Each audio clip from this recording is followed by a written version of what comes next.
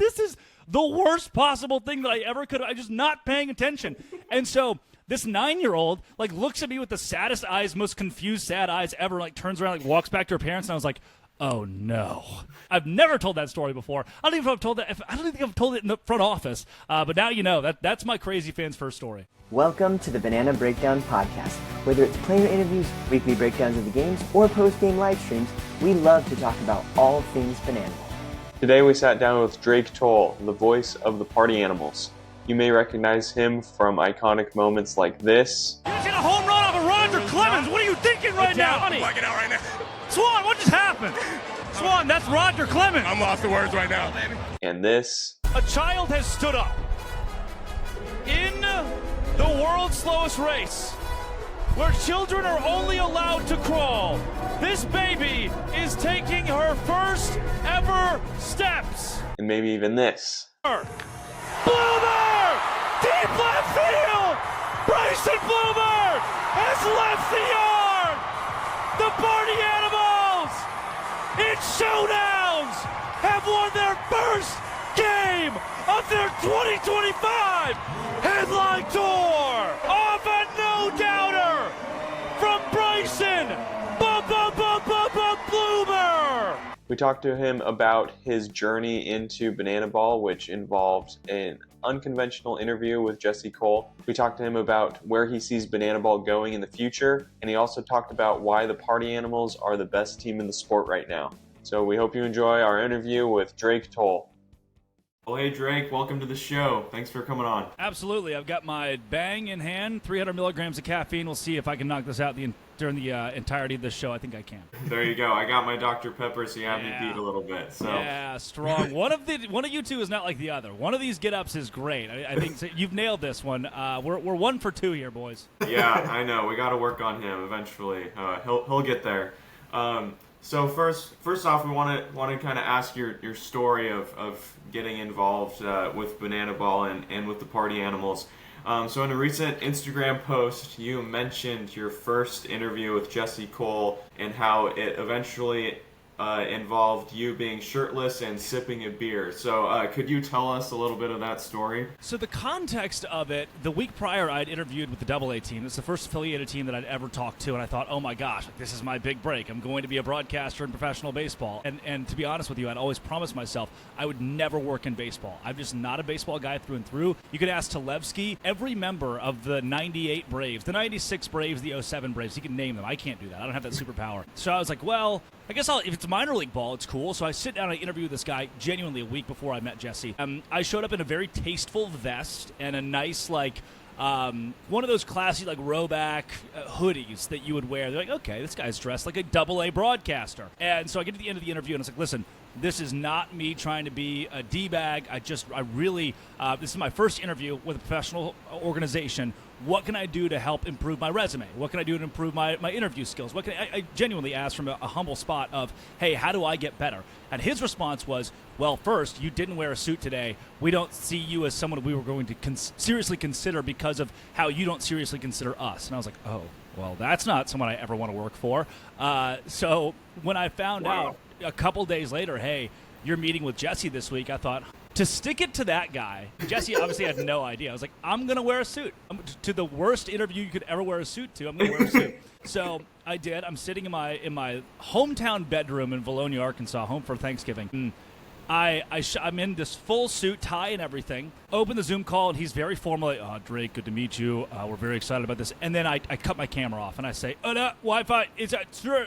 And 8 or 9 seconds, suit comes off. I'm shirtless. I have thrown a puffer vest on and pit vipers, and then I hit play on Pony by Genuine, so it's just, yeah. And then I turned the camera back on. I was like, hey, man, sorry about that. Did I miss anything? And he was just stunned. Like, this face of just, what has happened? And my cat's rubbing the computer. This is BTV classic. So he's like, I knew you would do something. And I was like, oh, yeah? And then I grabbed a beer that was off to my right, and I took a sip. And he goes, that's not a beer, is it? I was like, I went too far. I got so close, and I went too far. And luckily, which everyone should do if you really want a job, you should read if the owner has written a book, you read the book. So I had read his 2 books a couple days prior, listened to the audiobooks, which, by the way, doesn't pronounce Bill Leroy's name correctly one time in the audiobook, which I think is hilarious. And so I listened to his audiobooks, and I was like, shoot, there's a quote that stood out to me. It's one of our 11 pillars now. Whatever's normal, do the exact opposite. So I'd like, Jesse, it is a beer. You said it in your book, though. Whatever's normal, do the exact opposite. It's like, that's a shot in the dark. Luckily, it's one of the 11 pillars, and he was like, that's good. That's good. So, exonerated for now. So, yeah, I had a wild first interview. I wanted to make a huge impression. Maybe too big of an impression. I think I was already like on a leash, like on a no-fly list there for a little bit of like, we got to watch this one. But it worked out in the end. That is awesome. I think that perfectly, encapsulates what the party animals are all about, right? So they put you in the right spot. So what is kind of your background? Like going back in time here, like did you always want to get into sports broadcasting? And then like how did you hear about Banana Ball? Yeah, so when I was probably in 3rd or 4th grade, my parents grounded me for doing something. I don't remember what it was. And my punishment was I couldn't go to the Friday night high school football game. Crazy punishment, I know, but I just love football so much they knew it would get to me. And so I listened to a guy named Jimmy Rogers, who was the voice of the Bologna Eagles on the radio. I turned to Y107, and I listened to the entire game. And I thought, that's what I want to do. My dream job in the world is to be the full-time voice of the Bologna Eagles, this town of 4,000 people. Quickly dream crushed when you find out that's not a full-time job. That's like a once-a-Friday job. But I still really wanted that to be kind of my goal growing up, and then even into adulthood, if I lived locally, was to do broadcast in my high school. And then when I was 16, Jimmy actually, his radio station, he was a legend. He fell into health issues. The radio station sold off the rights. There was no one to broadcast Bologna high school sports. So for a year, there's this weird hiatus where you just don't really have anything. And then I met with the Football Foundation and said, look, what if we all got together and made a broadcast network? And I had barely done a game ever in my life. I mean, I would play 2K or Madden and turn the volume off and do that, which Talevsky talks about a lot. He did too. I think all of us at a time or two have done that ourselves. And so I would do that. And met with the foundation, like, hey, we've got a couple $1,000s in tow here. We can put something together. So it was just computer, camera, microphone. And it was myself, a couple of local adults, some dads with the program, and we founded Eagle Vision. And come to find out, within about 6 months' time, we get a $5,000 grant from the school. We would meet with this bigger company in the state who was trying to piece together some of these things for high schools that were 6A, 7A level. We were much smaller than that. And before you know it, we had folks calling us from the big schools saying, how do you do it? How are you doing it? How are you doing every volleyball game, every basketball game, every baseball and softball and football and junior high? How? And it was me. It was just the fact that I wanted reps. I wanted to do it all. So I would do 200 games a year, 2 or 3 games a night if I had to, and bounce from stadium to stadium because I loved it. And so what I would do is I would go on Monday, I would coach Pee Wee basketball practice. I had a group of 6th graders. Tuesday, I would do a basketball game, boys and girls. Wednesday, another Pee Wee basketball practice. Then I would go on Thursday, and we would do boys and girls basketball. Friday would come around. There would usually be football. Saturday was Pee Wee game day. Sunday was church. We do it all over again. So I didn't sleep in high school. And it built this network of people across the state of Arkansas and across different colleges that I reached out to looking for a higher education that I could rely on and lean on to give me good notes. And when I graduated high school, I was the 2019 Arkansas Broadcaster of the Year. We won Broadcast of the Year in the state of Arkansas for the entire state that season as well. And that was a huge boost. Going into college, got a full ride from Baylor University. Like, look, we want a piece of that. And they were the one school I sat down. They were faith-based, which was huge for me, especially at the time. And they said that we want you, and we'll figure it out. And when a college tells you that, I mean, jump all over it. Whether it's Baylor, whether it's Harding, whether it's Delta State, jump all over that. And so I did. And week 1, I was on the sideline at a college football game, meeting these D1 players who I'd idolized, rubbing elbows with the voice of the Baylor Bears or the athletic director. My 4 years there, hosted a couple radio shows locally through Rogue Media or Sikkim 365, which are massive Baylor outlets out there. Did that for a while with a guy named J.D. Piquel, who is now a national media personality with On3 and covers college football. Met a ton of folks who have been integral in my career. Past that, worked on Cape Cod, where I broadcast baseball for a year. Alaska, where I broadcast baseball for a summer. And I interned on Cape Cod, was actually a hiring director in Alaska. And that's about the time the Bananas squarely became on my radar. And I remember as the hiring director, I got to build my own staff, my own media crew in Anchorage.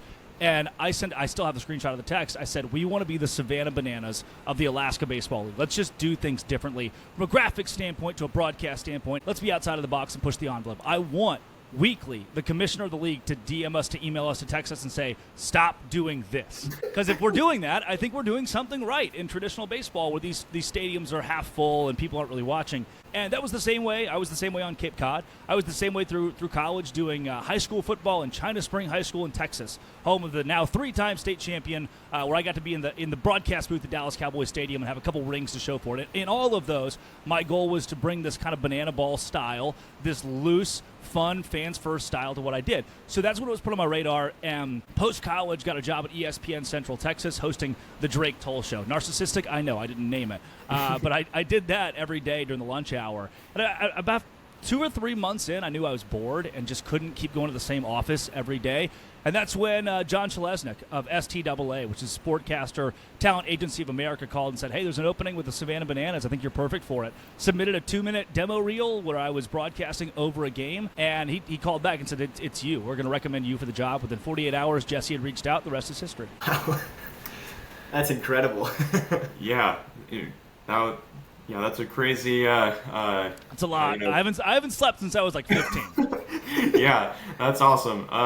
So why do you think that you had such a clear idea of what you wanted to do so early on in your life? I credit a lot of that to my dad, and it's in a weird roundabout way. So he was drafted in 1994 to the Toronto Blue Jays to play baseball. He said no, turned it down to play college football on a scholarship at Missouri State, wanted to play D1 football.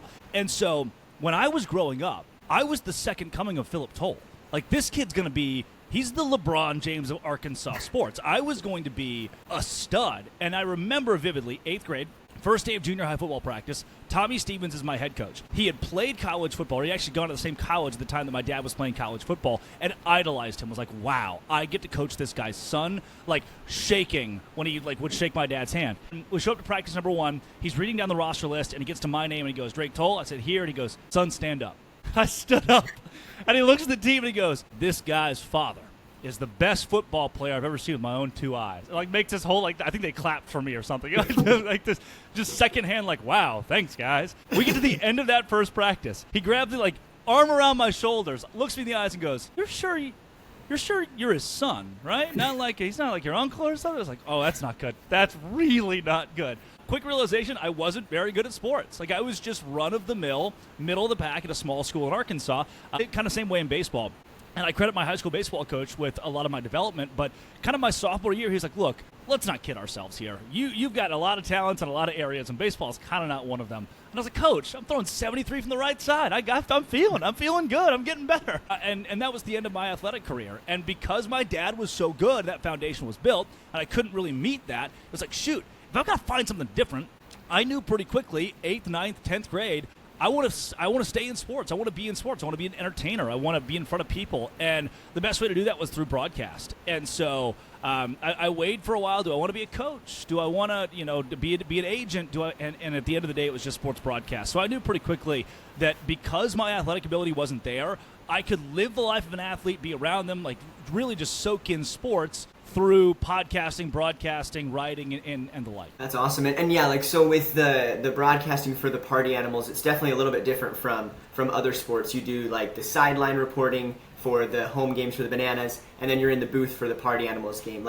What does that kind of look for you in the day-to-day? Yeah, day-to-day is crazy, and it really does vary between Party Animals headline and Bananas headlines. Any given day, and this is kind of an intricacy of that most people wouldn't know, our rehearsals are pretty intense. Do OTTs on Tuesday. We come into a room, and I'll say, hey, guys, what if we do this heart attack, Demi Lovato walk-up in Albuquerque? And then we pitch this to a room, and the room says yes or no. We go through the ideas that we'll build for the weekend. So any given weekend, there could be 3 or 4 of my ideas that make it into the actual show.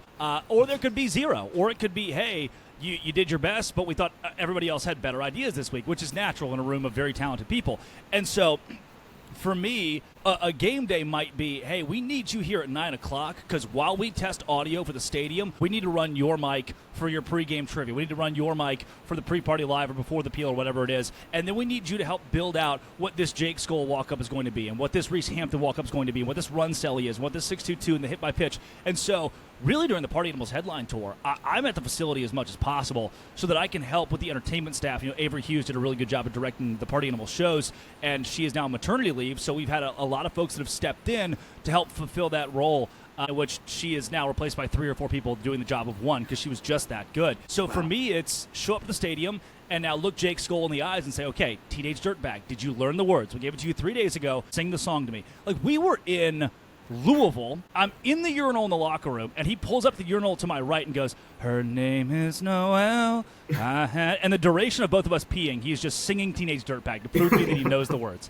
And then we go from that into rehearsals, and we build those out. And then after rehearsal is over, I'm back in the press box for a couple of hours, and I'm taking notes, extensive notes on the guys, especially the visitors, the firefighters, the tailgaters, because I want the growth of Banana Ball to be paramount. The Party Animals are at the top of my list. I love when they win, but a game like Albuquerque Night 2, where a fan caught foul ball wins it for the tailgaters, I know this is a clip that will go down in Banana Ball history. I've got to nail this for the Texas tailgaters and for the growth of Banana Ball. And that's where I get to become a little more unbiased because I love the sport within itself, and that's where my notes come in. I want to make sure that I give a ton of plug to Caden Green, who's a great baseball player, and a ton of plug to Jordan Hussein and the storylines that follow him, the Houston kid. Right after that, I'm down doing pre-party live or before the peel for an hour out there hosting, and then from there I'm doing in-game hosting and trivia and whatnot, and I've done a couple promos this year, and all of that compounds into about 6:15, 6:30 right at the buzzer. I'm back in the broadcast booth, and we're live on the air until 9:30, and then I'm down at the plaza signing autographs, taking pictures, saying hello to folks. And so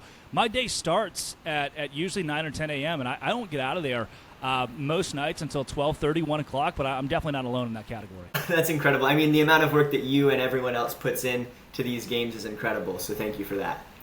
Yeah, and you mentioned how you're really invested in the growth of the sport. Where do you see Banana Ball going in the next few years? I see the Party Animals selling out a Major League Stadium next year or the year after, no doubt. Yeah. And I at least see, because we love testing things, I want to see the Party Animals take on an MLB Stadium next season in a one-game format the same way the Bananas did in 2024. I want to see the Party Animals go to a Little League Stadium. We've talked a lot about how we put out that interest form a couple months ago of who should we go play in front of? Where should we go? And there are high schools that reached out. I would love to see that for this sport because it just shows how fans first we can be to play a venue of 500 people. Did we lose money? Who cares? Did we make money? Who gives a rat's? But we made new fans, 500 diehard fans, because we showed up at your high school, at your Little League Stadium, and played a Banana Ball game with guys who have hundreds of thousands of followers and are worldwide known. We have people in Australia begging for Banana Ball, in South Korea begging for Banana Ball, in Japan. What if we went down the street to Conway, South Carolina's high school baseball stadium and played in front of 1,000 people? That, to me, is where I think Banana Ball can grow, even more so than right now going overseas or playing in a NASCAR stadium, though I'm sure we'll play in a NASCAR venue and play the biggest venues in the world. So the growth of Banana Ball, to me, starts with the growth of the Party Animals, tailgaters, firefighters, and those 2 brand new teams you'll see next year. The more those teams sell out, the more they sell out big venues, the better off this sport. This cat's going crazy. The better off this sport is. So that's where I see Banana Ball growing and where I see it in the intermediate. And the immediate is the Party Animals, the firefighters, the tailgaters, those 2 new teams carrying the torch and selling out venues. Yeah, that's awesome. And I mean, the Party Animals kind of led the way for the rest of the teams, being the first non-Bananas team and kind of being that Harlem Globetrotters, the Generals, like they're the other team. And so like to break out of that vibe and be like, hey, no, we are our own team. And obviously, I mean, this year, absolutely blowing it out of the water with how much they're crushing the Bananas. It hurts me to say. But like they're up 32-18 this year. Like, Can you break down, like, what would you attribute those wins to? Like, why are they so good? Yeah, I think a lot of this is Jimmy's and Joe's. Andy Cosgrove's a stud. You add a guy like that into the fold, and now all of a sudden you're talking about an elite Banana Ball team. I think he is the best catcher this sport has right now from a true baseball standpoint, and that's one position where a ton of credit to Bill Leroy. He's a great entertainer. I mean, genuinely, he is a glue guy for the Bananas show, pregame, postgame, in-game. And Andy Cosgrove's not going to give you that pregame. He's not going to take a mic and do Banana in the Pants, and he's not going to grab the mic and do fans first on 3 in front of the stadium. But he gives you a really good baseball base behind the dish. Eric Jones Jr. is another guy you can credit like that just makes a huge difference from the baseball side. Then there's Jake Skoll, who does the same thing. And then there's Reese Hampton, who's maybe the best center fielder defensively that I've watched. And those guys aren't going to give you a million trick plays, but they're going to give you really good competitive baseball in the midst of a banana ball game, and then mix in the entertainment and the trick plays as needed, or as we talk about banana ball feel a lot. Hey, 2 outs, man on second and third in a tied inning, do not go for a trick play. Just catch the ball. The last thing we need is a trick play missed here to derail the inning. So those guys understand banana ball feel better than almost anyone because they've been in the heat of professional baseball for so long. So those are guys that have Andy Cosgrove added into the fold, Reese Hampton, Jake Skoll, guys who have stepped up a ton. And then I look at the pitching staff and see a Brady Keiss, who has given you a lot of firm, strong innings this year, even in showdowns. Remember the Fort Myers series where he was lights out in showdowns against the Bananas. He's a guy who last season you could really rely on. He's been reliable. Nate Tellier, and even in the last month or so, you've seen Peter Holden step up, and both those guys, their numbers in the last 6 weeks have been off the charts. It's pitching that you didn't have last year that stepped up this year, and even in the absence of a Chase Acuff, Sal Jacobo, whose bat is still getting there. His defense is incredible, and 4 out of 5 plays, you're going, how did he do that? I mean, it just looks so smooth what he's doing. The little additions here and there have really amped up the party animals, and then you can look across the way at the Bananas and say, man, they're trying to figure out how to work Ty in there, how to work KJ in there, and they're just now getting to the point where, hey, KJ's an everyday guy at third base, or, hey, here's where Ty is going to be every day for us. And with that, where the party animals have their whole roster figured out in the same lineup night in and night out, the Bananas, I think, still have a little ways to go in that category. Here's the culprit, by the way. This thing is everywhere. She just is all over the place. You just wanted to say hello. Oh, that's awesome. What were you going to say?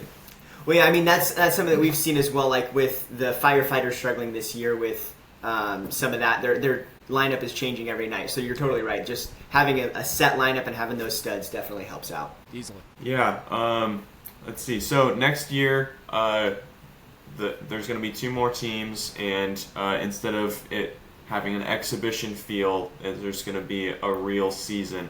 How do you see your job as a broadcaster changing with that, and how do you feel like it'll change with interaction with fans and just things like that? I think the competition is going to ramp everything up. I think Banana Ball is going to grow next year tenfold. You've already seen the 12-game contract with ESPN this summer. I obviously, the goal for us would be a long-term deal with a major network, be on TV every night, whether that is the Party Animals game or Firefighters or the brand new teams or the Bananas. And with that, the growth of the sport is going to be carried by competition. Day one, when I walked in, the only thing I thought was really missing was just this feeling of stakes. What are the stakes in this game? All right, the Bananas lost. So what? The Party Animals lost. So what? This year, you're starting to see that teeter even more. I mean, there have been guys who have gotten very riled up in the heat of competition and gone viral for that because they want to win so much more this season with the idea that the championship is on the line at the end of the year. Now, there is no league this year, and it's just, hey, we're going to play a couple weekends in October, and we're going to name a champion. That's a lot more dumbed down than what next year is going to be, but even so, just that word championship in Jake Skoll's brain, it goes, oh, this is different. Now I want to win. There's something on the line. Or in Kyle Lewig's brain, there's something different. Or in Noah Niznik, they all want to compete. So next year, as you add that in, it's still going to be fans first. But when you add in this fervor to win, this end of season league championship on the line, every game, every out, every trick play missed starts to matter a little bit more. And as your sport goes from, oh, it's a fun gimmick, to, wow, now the country understands this isn't TikTok baseball. These are guys that want to compete for a living. They want to make sure that they stay in Banana Ball so they can do this for a living. It's their job. That is when things will start to change. And the fans first mentality will still be there, but now it's guys who compete day in and day out for something more than just, well, I hope we win today, or more than just personal pride. You're going to see, and I think, you've seen it this year. Jake Skoll's batting almost 400. Just because the word championship was out there, he's like, all right, sweet. That's something to play for. We have gamers like that will carry this sport. They will carry the sport to the moon because once stakes are added and once the national audience is watching going, oh, no, these guys actually want to win. You can still have the fans first aspect, but for me, I'm going to get even more emotionally involved, even more excited, even more dialed in. We're already starting to kind of banter back and forth about what next year is going to look like, and I'm super excited. Yeah, sorry. No, you're good. We're super excited as well. It's been fun to watch, and that's one of the things that got us into Banana Ball is knowing that it's competitive. There's all the fun stuff going on, but on top of that, there's the competition where Jake Skoll hits a home run and he gets to do a crazy celebration that you don't see elsewhere. You get the end of the game and DR Meadows does a backflip catch to win the game. Like, those kind of things in a competitive environment are just so cool to watch. Yeah, and I loved what you said about showing the world that these guys are like really competing. I'm sure you've seen some backlash on social media of some MLB purists, baseball purists that aren't liking what Banana Ball is doing to baseball. We've gotten some flack as well. What would you say to those baseball purists about what Banana Ball is doing for baseball? Show up. It was a great Jake Skoll quote. We mic'd him up this last weekend in, where were we last week? Lehigh Valley, one of those. And we mic'd him up in Lehigh Valley, and he said, I was like, Jake, you played 7 years of minor league ball, played college football at Georgia. When your buddies, this is a great behind-the-scenes Jake Skoll story. A couple nights before we were in we weren't in St. Paul. That's later. We were in Lehigh Valley. A couple nights before, he goes to the Braves game. They're playing the Angels, and Jurickson Profar steps in the box, and Skoll has seats behind home plate. And Jury looks over at Skoll and goes, hey! He just starts playing like this great, because they played minor league ball with each other for a few years in the Rangers organization. And I was like, I forget. Big Skoll knows most of the guys who are, we'll watch replays of him in Double-A and be like, oh, that's Bellinger. And he's just pointing out these dudes who are studs now. And it's like, man, when those guys call you and they say this is just fake, like, what are you doing? What do you say? It's like, show up. Come to one game, see what this actually is in person, and go, oh, yeah, I saw a 622 a dance on TikTok, and I thought this was stupid and just took away from the game. It's like, no. When you show up and see it in its entirety, we warm up, we take BP, we do things the exact same way that we did when he was in affiliated ball, and the competition is just the same. So when there are dissenters out there, this is crazy. When I was on Cape Cod, my host family, they were the same host family as Kyle Freeland. They know baseball like the back of their hand, and they're super well connected with a bunch of MLB guys. And I called my host dad, who I'm still close with. It's like, hey, I got a job with the Bananas. He was like, man, I have really very little, if any, respect for that. I think it's a circus, but best of luck to you in your career. And he didn't mean anything personal to me. He's just a baseball purist, and I get it. I understand. There are people in Valonia, Arkansas who are the same way.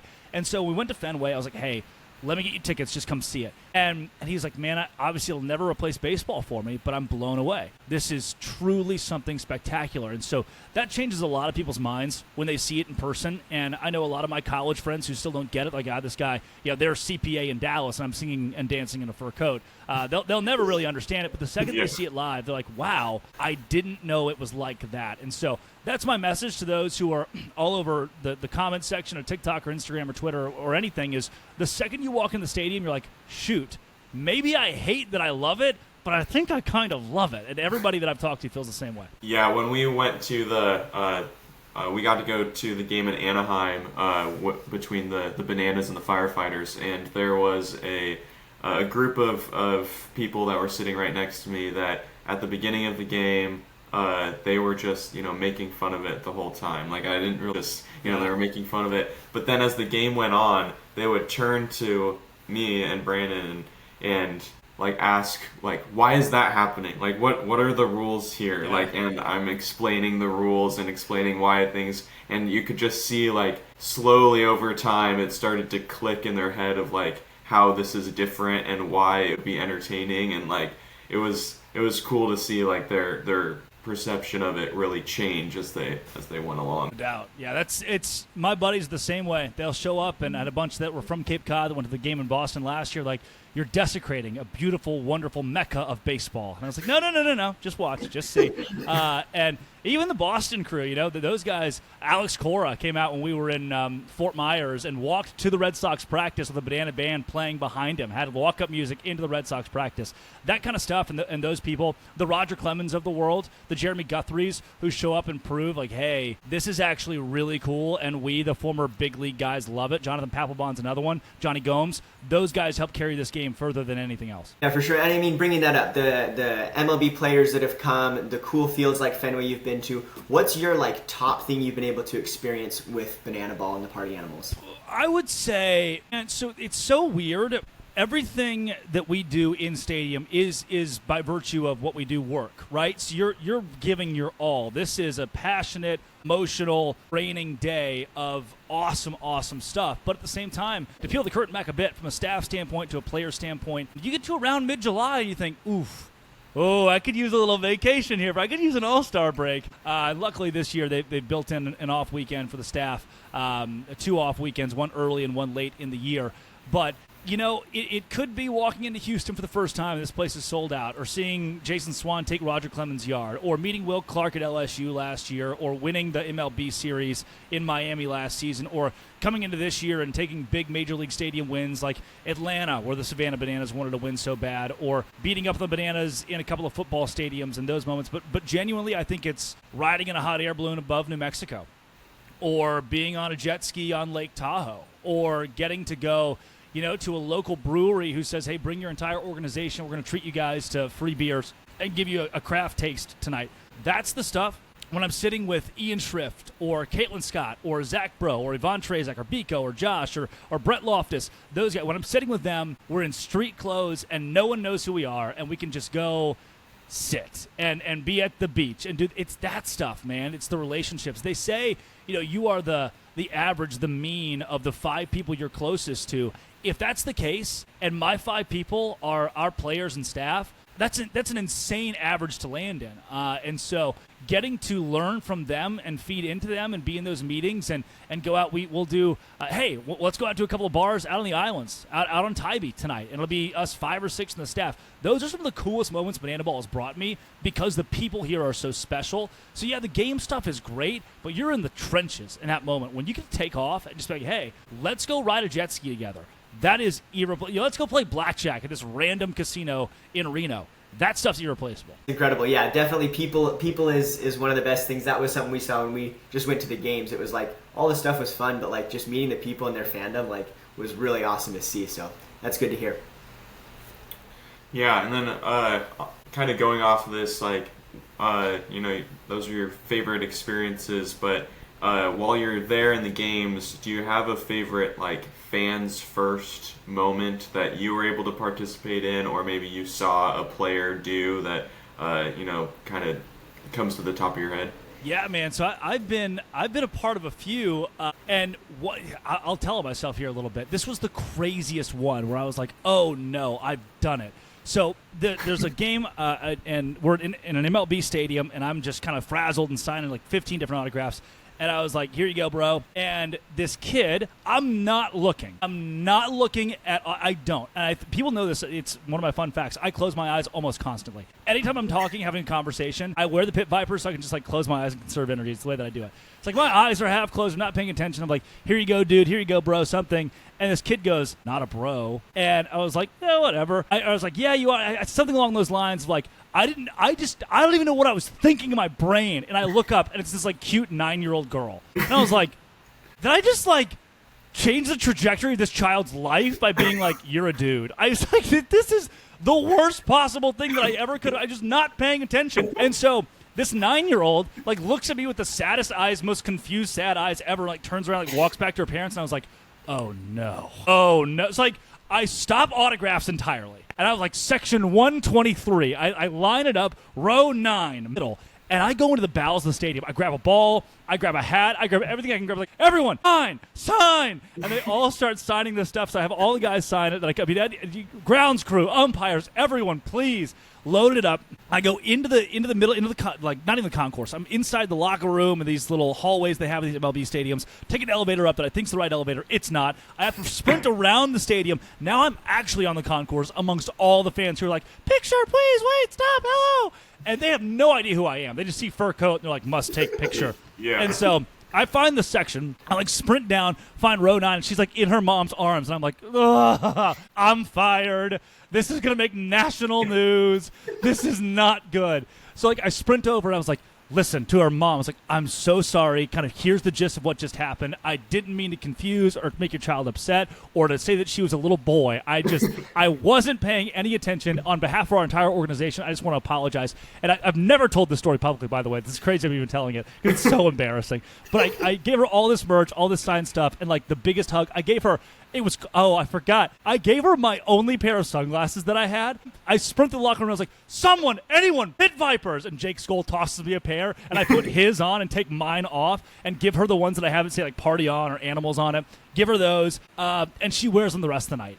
every time I'd walk past, she's up and she's waving. Like, she would sprint down and run up to the little section where the net was, where the gate was, and wave. And after the game was over, I made sure to go back over there, take a picture with them and wave at them again. I was just like, wow. So many times we can get so caught up in just the middle of an autograph scrum, in the middle of like, I'm trying to conserve some energy for the game, and just miss something or be off. I mean, people don't understand. We get a ton of, I say a ton, every now and then you get a K-Club message or an email. It's like, hey, this rubbed me the wrong way. This didn't go right. And we never mean it. It's never intentional. But if you just stop for a second and like, deep breath, let's make sure I'm truly being fans first. Moments like that can obviously be avoided. So really one of mine that I think is maybe the craziest fans first moment that I've been a part of was being like, damage control. I have done a very bad thing here and I must fix it. Just getting to make that night a lot better for a kid that things could have been derailed and they could have hated banana ball forever because of this one little instance where I didn't pay attention. And so that one, I've never told that story before. I don't even know if I've told that. I don't think I've told it in the front office. But now you know that's my crazy fans first story. Yeah, that shows the complete difference between the other leagues, other teams, and how they view fans. One thing that's been driving me crazy lately as a general sports fan is just I'm a huge college sports fan, and it just feels like So I went to BYU. While I was there, go Cougs. Go Cougs. And then so while I was there, it just felt like instead of prioritizing the students, which I feel like college sports should prioritize the students, it was just all of their effort and all of the money that was going in was to the donors and to the rich fans, all of this stuff. And Provo's a college town, and like the majority of people there are there for BYU and are the students. And the way that it was kind of going, it felt like, I don't want to talk bad about BYU publicly here, but it kind of felt like it was pushing the students out. And so that's what I loved about banana ball and them being fans first, is like, instead of trying to extract value from fans, trying to give as much value to fans as like a 9-year-old girl isn't gonna give millions of dollars to banana ball, but you still want to go out and make sure she has a good experience instead of just focusing on like the top donors that are going to give the most money. For sure, and that's why places like BYU, which I hate to rag on them at all, but changing the way they do student tickets or changing the way they do season tickets and moving people around who are like, hey, I've been here for 20 years in the same spot. I can't pay $15,000 more dollars. A lot of this is driven by money, and I get where in some instances it kind of has to be because you got to recruit and pay for this and pay for that. But banana ball has never been like that. It will never be like that. And we do have a bit of an advantage because we started that way. Had BYU started that way, it's like, hey, or college football in general started with the fan first, or MLB or NBA, things would be a lot different. For us, we can commit to that, and if it means, hey, for the next 5 years, we're not on ESPN once, that's fine. Colleges, other places don't necessarily have that liberty, and I bet they wish they could start over as fans first. But for us, it's constantly what can we do to do for one what you wish you could do for many, is what Jared Horton says a ton, and that is oftentimes how we approach the fans first mentality. And I wouldn't want to be anywhere else because that is genuinely embodied by every person on our staff. So the most of the fans at this point, they really know the bananas, and they don't lean as much to the party animals, at least the casual fan. Yeah. What is like the most different about the party animals that you think is like super fun that fans should enjoy? I think the energy is different. I really do. The bananas they have a different onus, and the onus is on them to carry this family-friendly atmosphere wherever they go. And the party animals do the exact same thing. But for the bananas, you'll kind of ebb and flow in through, okay, that was a really strong moment for the parents. That was a really strong moment for veterans. That was a really strong moment for a 9-year-old. I think the party animals, what the goal is to make sure every moment is just as strong for every fan, because you're starting behind the punch. You're so far behind the 8 ball in growing people who are genuinely just fans of your brand or fans of banana ball because of your brand. So for us, it is, hey, how do we make sure every aspect, from the mascot down to the flair bartenders, is just something cool for a 7-year-old and a 77-year-old. And the bananas do the exact same thing, but they can compartmentalize a bit and build their show out as, hey, this spot with Princess Potassia is really going to hit with our younger female audience. For the party animals, we don't necessarily have the liberty of having a princess that's just the young. We need to hit the young male and female and adult and everybody kind of all at once with everything in order to build that brand up, because The second you have a 15-minute lull and lose somebody because they're like, oh, that bit wasn't for me, that segment wasn't for me. In a Bananas show, you're encapsulated by the brand itself. You're just honored to be there. How did you even get tickets? Party Animal Show, you're focused solely on making every moment so big and so relatable that fans can actually tie in. So one of the things we started to say internally, this is not official whatsoever, but kind of with the entertainment staff and broadcast, hey, how do we build the greatest wedding in sports? You walked away from the best wedding you've been to in your life, and yeah, there was an open bar, and yeah, the groomsmen had a little bit too much to drink, but they were still family friendly. They took their shirts off, they danced on the floor, but then they picked my daughter up, put her on their shoulders, and danced with her to the wobble or whatever it may be. And you walk away thinking, wow, I am so filled up. That was so wholesome. That was so sweet. At the same time, there are moments you're like, that guy's shirt doesn't have to be off, but it fit the vibe of the moment, right? That's our goal, is when you walk away from the best wedding you've ever been to, you have that feeling in your gut of just, that was so beautiful and sweet, and I wish I could do it every day. That's the goal with the Party Animals brand. As you said, hey, a couple of those things you don't usually see at a wedding or you don't usually see in public, and they're a little taboo here or there, but honestly, it all kind of came together and fit perfectly. That's the goal with the Party Animals. That's awesome. That's one thing we've enjoyed is there's such real differences between the Bananas and the Party Animals. We're starting to see that with the firefighters, miners, and super excited to see that with the tailgaters soon. Really excited how you guys have crafted those different experiences. Oh, yeah. All right, just a few more questions here before we wrap up. More! Don't stop. I'm not even halfway done with this thing. Keep going. Awesome. Well, we know that you're super busy with all this stuff going on with Banana Ball, but we also know that you've got that other podcast going on. How do you juggle all of the things that you're a part of? Yeah, so that's one of my favorite parts about this job is the autonomy they give our staff to do their own thing, to have their own free time. So Zach Gutherman is one of our videographers. He makes great personal content about how to make people better video. He just posted a 2-hour tutorial on how to color your videos. And that's something that Jesse Cole and company give a lot of leeway for. Hey, go have your passion project. So Locked On Big 12 was kind of a passion project for me when I started with Banana Ball. Then this last fall, NFL and college combined, it was the number 24 football podcast in the country, number 40 overall sports podcast. I was like, well, shoot. It's the meme of, oh, no, when you accidentally become important at your job. That's what it felt like. And went from, a couple 100,000 listeners a month, which was a great metric to hit, to 800 to 1.2 million listeners per month, 800,000 to 1.2 million. And honestly, both work so well together because I can walk away at a Banana Ball game, done at midnight on a Saturday. I know that I need to do a podcast to post on Sunday morning to recap the day in the Big 12.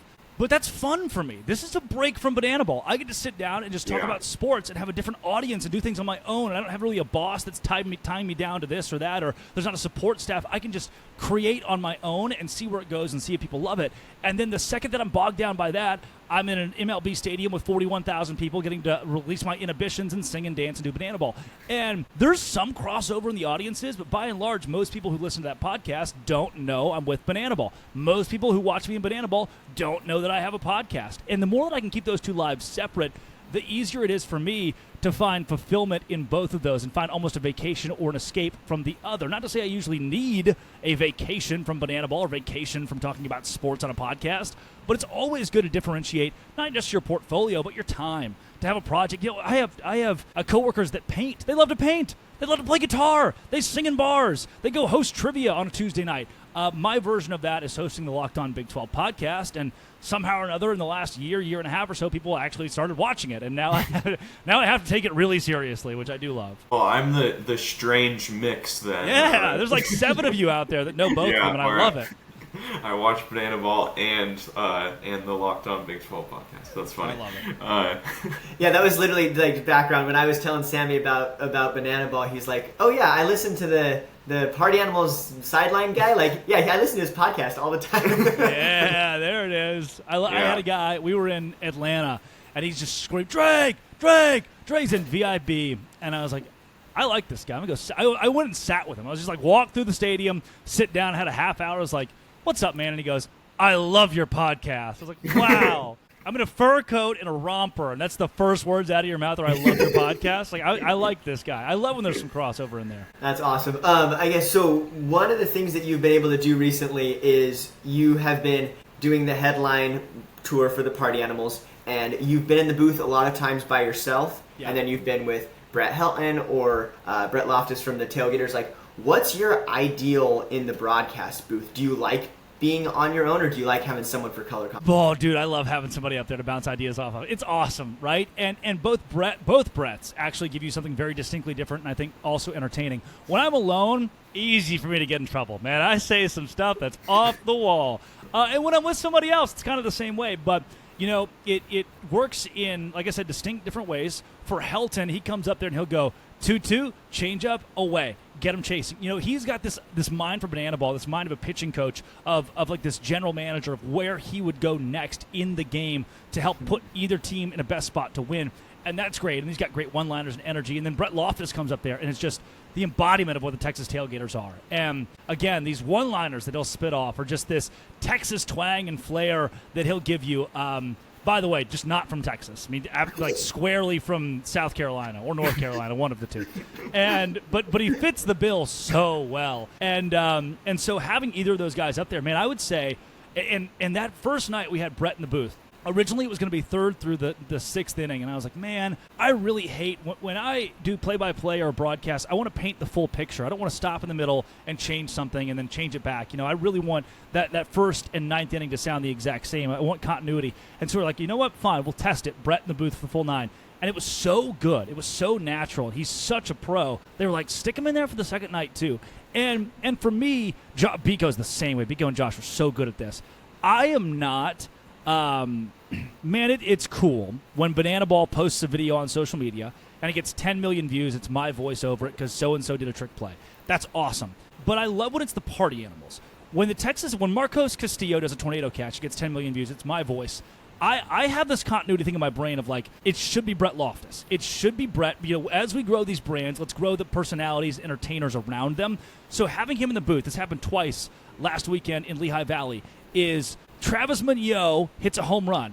And the first thing I say off the bat, I knew. He hits it and I go, oh! And then I look at Brett and like grab him, like this arm on his shoulder. And then from there, Brett picks it up and Travis Moneo! Oh, moon goes moonshot! And now, like, that's an output that fits the Tailgaters. It's not me being like, that kind of sucks. That's a home run against my favorite team. Now for the rest of time, that home run from Travis Moneo has Brett Loftus' excitement, energy, the Tailgaters twang. And then Indy Stanley, same thing. Indy hits a home run. And off the bat, I say, Indy Stanley! And then just grabbing Brett. And then Brett picks it up and takes it and carries it from there. It's stuff like that I think will make the booth even better in Banana Ball. You see Josh do it all the time. A couple rack flips where it's Josh's voice over it. Because for us, we're just not...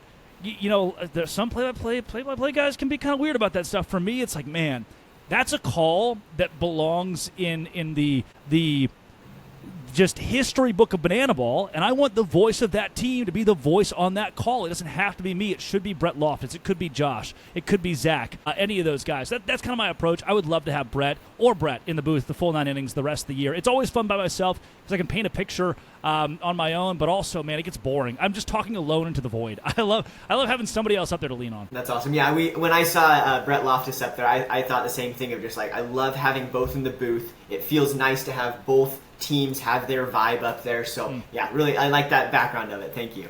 Yeah, I think what you're creating there, it's kind of similar to like watching a play, but having the local team's radio. For sure.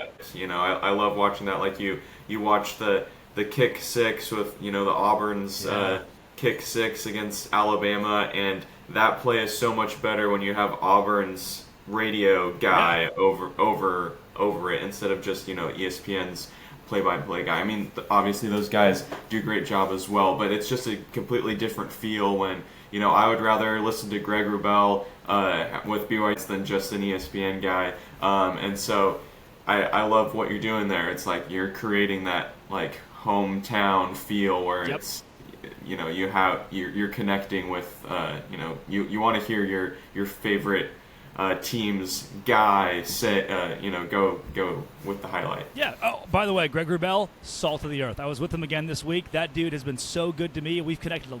That guy is awesome. Voice of the BYU Cougars, for those who need context there. Awesome guy, and you hit the nail on the head.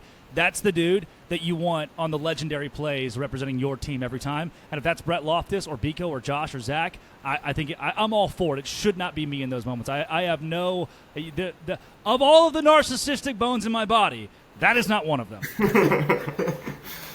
Sweet. Awesome. So I guess we've talked a lot about the broadcast booth. Can you take us into some of the sideline reporting for those games where you're in the dugout? Like, what is that like, being with the party animals in the dugout, and then you're capturing those moments? They hit a home run and you run to them with a microphone. Like, what's some of that been like? Yeah, I mean, when a dude hits a home run off Roger Clemens and I get to be a part of that moment, that's crazy, man. That's nuts. I still haven't processed that one in full, or really any of that Houston weekend. It was so wild.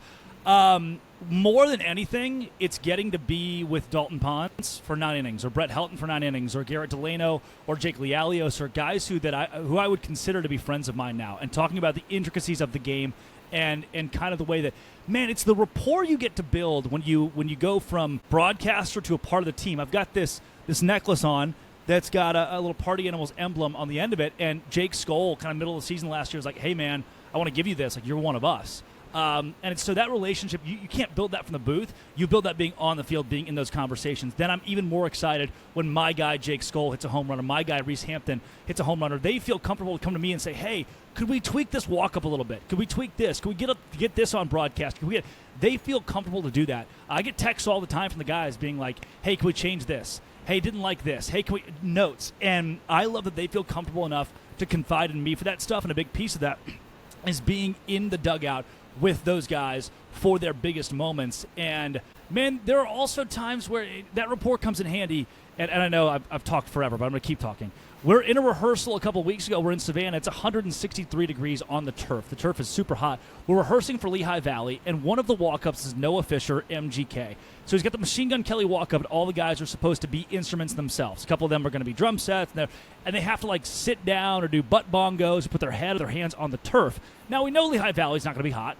Savannah, this is going to be a brutal rehearsal. So Tanner Thomas looks at me and goes, hey, like just him and I, as I'm directing this walk-up, goes, hey, you're probably going to struggle to get anybody to go full speed right now, just given the conditions. We'll nail it for you live. And it's that little piece. Like, in my brain, I'm going, thank you. All I need, we don't want to overwork the guys. We don't want to put them in an uncomfortable spot or make them feel worn out.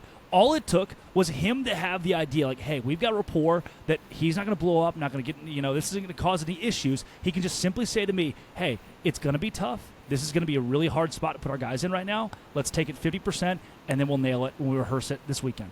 And that was great. That comes from being in the dugout. That comes from being with the guys for 9 innings. And then, obviously, you get your moments like interviewing Andy Dalton or D. Strange Gordon or Dr. Miami, who gave Mark Smith a Brazilian butt lift, and that's one of the funniest things that we've ever put on the airwaves earlier this season, one of the great plastic surgeons of our time. That stuff is great. I get to have a blast down there, interact with fans, and sing and dance, and be a part of some incredible Banana Ball experiences. And that's what tears me up. Is I love to be in the booth. The booth is much more controlled, easy to do play-by-play from. But the sidelines, you just get to be one of the guys. And, man, I've learned a lot about baseball, Banana Ball, feel, a lot about sports in general from the coaches and players in that way. That's awesome. Thank you so much. If there's, as we wrap this up, if there's one thing you can leave with the people who are watching this right now for the Party Animals and where you see things going, like, what would you want to leave them with? Yeah, I would say this is right now, and this is just me, nobody else is saying this, right now this is in my brain the most important team in Banana Ball, the most important brand of Banana Ball, because the success of the Globetrotters, who get compared to often, was on the shoulders of the Globetrotters, and that's why it died out. Because over time, you get bored with just one thing. The Party Animals have this distinct opportunity during Bananas games to raise the energy level. You're seeing more and more trick plays in games that are between Bananas and Party Animals because that's what the Animals do. They make the Bananas better. They make the Tailgaters better. They make the Firefighters better. The energy comes up for those teams because our guys put it on themselves, understanding, hey, when we play the Firefighters, we have a bigger brand. And a lot of these ticket sales are being sold because of the Party Animals. And it's a bit on us as the veterans to help carry their show, to help welcome them into Banana Ball. Same with the Tailgaters. Hey, we love those guys so much. We love the growth of this sport so much. Our veterans are looking around the room going, man, during a Bananas game, we have to help carry the show with the Bananas and try to make sure this is the best show possible for the fans. During the Firefighters games, we have to lead the firefighters, lead the fans, lead this show in a lot of different ways. And that's a tough thing to do. You have 2 new teams with a bunch of new guys. Then the Bananas, who are like, hey, this is our opportunity to play the highest level of banana ball because the party animals are out there. Both teams have more and more trick plays. Both teams feel as though they can go for more because they're competing across the way. And I've heard Garrett Delano talk about it. Man, this is just a lot of pressure on us. Every show we play feels so important because there's just a little piece that we're carrying. And I don't think that docks the Bananas at all. I don't think it docks the firefighters or the tailgaters because they're all doing spectacular work and have their own little pieces cut out. But during a Bananas game where 6% of people are rooting for the Bananas, that's really tough when the Animals are playing at such a high level. During a Firefighters headline game where a lot of those fans have showed up to see the Party Animals because those are the guys with the following, with the brand, that's a really tough spot to be in because now you're going to have to try to carry that show but also let it be somebody else's spotlight. They're I'm not struggling with it, but they're reckoning with a lot of the intricacies of what Banana Ball is in the schedule of 2025. So I just want Party Animals fans and Banana Ball fans to know this brand, these guys feel as though, for better, not for worse, for better, they feel as though they're the most important brand of Banana Ball because of the onus and responsibility they carry night in and night out in different ways. And look, maybe they're not.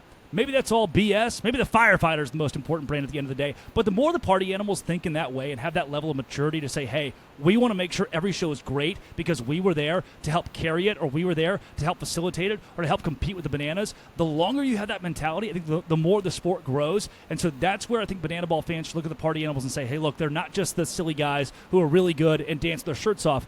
They see Banana Ball in a very deep way and want to grow this sport for the betterment of not just Jesse or Emily or Jared or Carrie Cole or anybody, but for themselves as well and for this Party Animals brand because, man, they love it. Like you ask any one of those guys, would you want to go play for the Bananas? And I guarantee you, myself included, out of the 28 people in that locker room, not one yes. Not one yes. And that's really cool when the Bananas give have this silver platter they can grant a player, and good on them. They built this whole thing. They deserve that. The Party Animals are in the trenches and trying to grow in a lot of different ways, and I think it's super admirable. Yeah, that's what we like to hear. They don't want to be Bananas. Just want to be Party Animals. That's what I'm saying. Be the underdog, man. That's what I love. Yeah.